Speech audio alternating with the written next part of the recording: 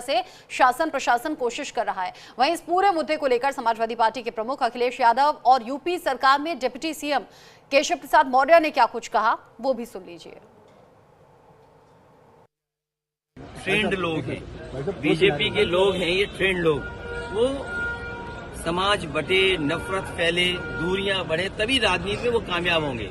अंग्रेजों ने जो डिवाइड एंड रूल की पॉलिसी बनाई थी, जो दल अंग्रेजों के बनाए हुए हैं, जो विचारधारा अंग्रेजों की बनाई हुई है, उसी विचारधारा पे ऐसे लोग चल रहे हैं। वो नफरत पसंद करते हैं, दूरियां लाना चाहते हैं समाज के अंदर। और केवल फतेहपुर नहीं, फतेहपुर में पहली बार नहीं हो रहा है।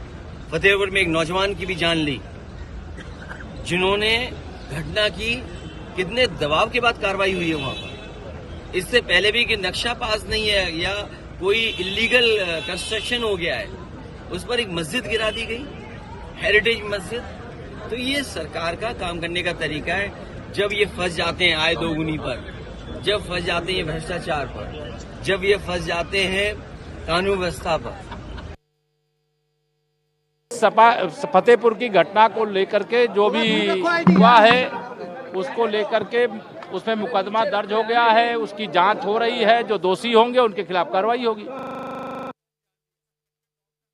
यूपी के फतेहपुर में मकबरे को लेकर तनाव बढ़ा हुआ है। 3 लेयर सिक्योरिटी के साथ साथ ड्रोन से भी निगरानी रखी जा रही है ताकि किसी भी तरीके से माहौल खराब ना हो। और अपडेट ये कि 10 नामजद और 150 के खिलाफ केस दर्ज किया गया है। इस सिलसिले में कल हिंदू संगठनों के लोगों ने बवाल यहां पर किया था, उसी के बाद से माहौल तनावपूर्ण बना रहा।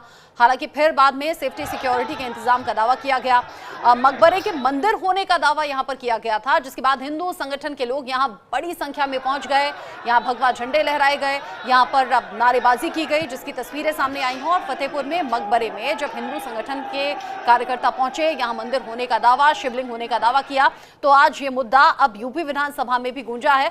हालांकि सरकार की ओर से इस पर जवाब दिया गया कि नजर हमारी बनी हुई है और किसी भी तरीके से हालात हम बिगड़ने देंगे नहीं। लेकिन ये जो तस्वीरें हैं, फतेहपुर मकबरे के ठीक बाहर से तस्वीरें आप देख रहे हैं। मकबरे के भीतर भी लोग घुस गए, भगवा झंडे लहराए, वहां जय श्री राम के नारे लगे, अलग अलग तरीके से शिवलिंग होने और मंदिर होने का दावा किया गया।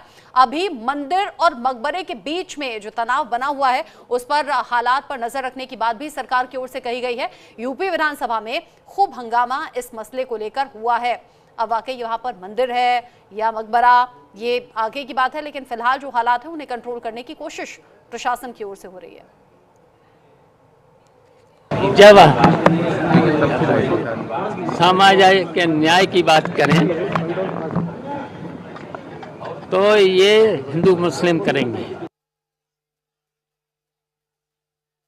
देखिए, कानून का राज है। अगर कोई भी कानून अपने हाथ में लेने की कोशिश करेगा तो कानून के खिलाफ कार्रवाई करेगा।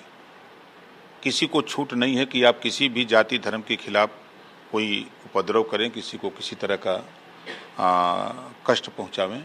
ऐसा सरकार की भी मंशा नहीं, संविधान भी इस बात की इजाजत नहीं देता।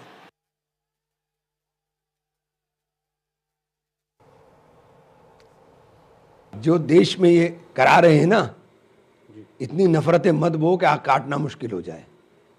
अगर सामने मुसलमान होता तो सीने पर गोली मारते हो। बीजेपी का जिला अध्यक्ष था तो आप कह रहे हैं हमने समझा बुझा के शांत कर दिया। पूरा मजार अंदर से जाकर तोड़ देंगे। मतलब हजारों साल, सैकड़ों साल पुरानी बिल्डिंगों के ऊपर ये जाकर के इस तरह के तमाशे खड़े करेंगे तो कानून कहां है? फिर कानून का राज कहां है? ये फिर क्यों कहते हैं कि कानून का राज है?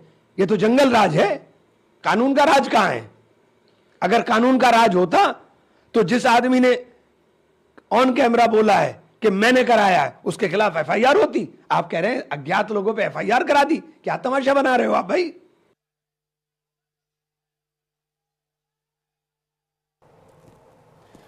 फतेहपुर में मकबरे को मंदिर बताने वाले हिंदू संगठन के कार्यकर्ता जब पहुंचे, हालात यहां कंट्रोल करने की कोशिश भी की गई। हालात आउट ऑफ कंट्रोल होते उससे पहले ही प्रशासनिक अधिकारी मौके पर पहुंच गए। लेकिन ये जो तस्वीरें सामने आई हैं, ये बता रही हैं कि हालात आगे तनावपूर्ण हो सकते हैं या फिर ये कह सकते हैं कि बिगड़ सकते हैं। फतेहपुर में ये जो मकबरा है, इससे जाहिर सी बात है एक धन विशेष की आस्था जुड़ी हुई है, धार्मिक भावनाएं जुड़ी हुई हैं। ऐसे में यहाँ हिंदू संगठन के कार्यकर्ता अगर पहुंच जाते हैं इस दावे के साथ कि ये मंदिर है या फिर यहाँ पर शिवलिंग है, तो जाहिर सी बात है कि दो समुदायों के बीच में टकराव इससे बढ़ेगा और टकराव आगे ना बढ़े, इस बात का ख्याल अब शासन प्रशासन को रखना होगा, जिसकी कोशिशें भी शुरू कर दी गई हैं। वहां तैनाती पुलिस की है।